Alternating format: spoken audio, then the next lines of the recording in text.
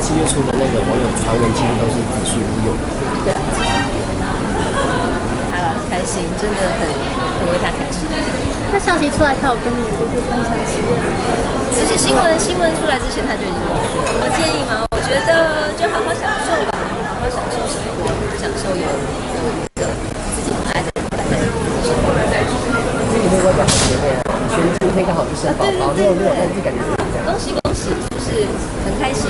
希望就是宝宝6大顺，一生平安。你们有没有在婚礼上就是教自己跟谁去生小孩，这个秘诀？也会分享给小朋友。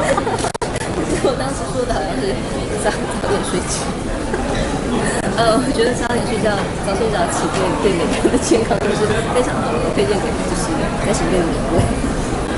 自由的时间嘛，我觉得其实自己的时间还是很多，然后很享受家庭生活、陪伴家人的时间。但是我觉得，比如说像出来工作啊，然后我觉得其实还是也有很多自己的时间。我觉得时间太多了，我觉得我是满意的，我是开心。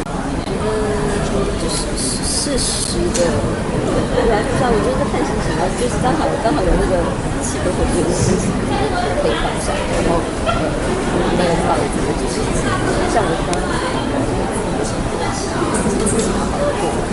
所以其实7月初的那个网友传闻几乎都是子虚乌有。对。